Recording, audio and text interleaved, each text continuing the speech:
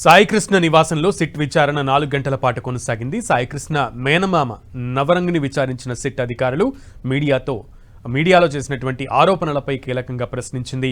కుటుంబ సభ్యులను ఒక్కొక్కరిగా పిలిచి సిట్ అధికారులు విచారించారు. ఇవాళ ఉదయం సాయికృష్ణ తల్లి స్టేట్మెంట్ రికార్డ్ చేశారు. సిట్ విచారణతో తమకు న్యాయం జరుగుతుందని సాయికృష్ణ ఫ్యామిలీ ఆశాభావం వ్యక్తం చేసింది. సాయికృష్ణ మిస్సింగ్ కేసు కులాలకు, మతాలకు, రాజకీయాలకు ముడిపెట్టవద్దని కోరారు ఆయన మేనమామ నవరంగ్. సీఎం చంద్రబాబు, పవన్ కళ్యాణ్ తమకు న్యాయం చేస్తారని ఆశిస్తున్నట్లు చెప్పారు.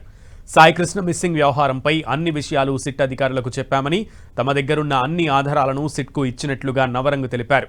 సాయికృష్ణ మిస్సింగ్ అంశంలో నిన్న పవన్ కళ్యాణ్ మాట్లాడారని, అయితే ఆయనకు ఎవరో తప్పుడు సమాచారం ఇచ్చి ఉంటారని నవరంగ్ చెప్పారు.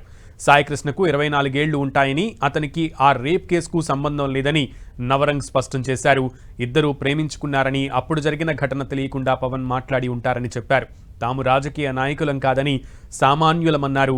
సాయికృష్ణపై ఎన్నో ఆరోపణలు చేస్తున్నారని, వాస్తవాలు ఎప్పటికైనా తెలుస్తాయని నవరంగ్ తెలిపారు. చట్టం దృష్టిలో నేరస్తులందరూ సమానమేనని సాయికృష్ణ మేనమామ నవరంగ్ చెప్పారు. సిఐకి మద్దతుగా ర్యాలీలు ఎందుకు చేస్తున్నారని ఆయన ప్రశ్నించారు.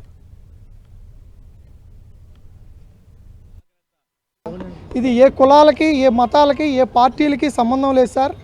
ఇది సాయికృష్ణ తల్లి గారికి జరిగిన అన్యాయం గురించి సిట్ అధికారులు రావడం జరిగింది. అది కూడా మా బాధను చంద్రబాబు నాయుడు గారికి, పవన్ కళ్యాణ్ గారికి తెలియజేసిన తర్వాతే మా ఇంటికి సిట్ అధికారులు వచ్చి ఈ కేసుని వేగవంతంగా పరిష్కరిస్తానికి అడుగులు పడ్డాయి సార్.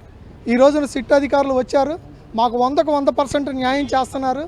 న్యాయం జరుగుతుంది సార్. న్యాయదేవత కళ్ళు మూసుకోలేదు, కళ్ళు తెరుచుకుందనే విషయాన్ని రాష్ట్ర ప్రజలందరికీ చంద్రబాబు నాయుడు గారి ద్వారా, పవన్ కళ్యాణ్ గారి ద్వారా, మాకు సహాయం చేసిన ప్రతి ఒక్కరి ద్వారా తెలియజేసుకుంటూ సెలవు తీసుకుంటున్నాం సార్.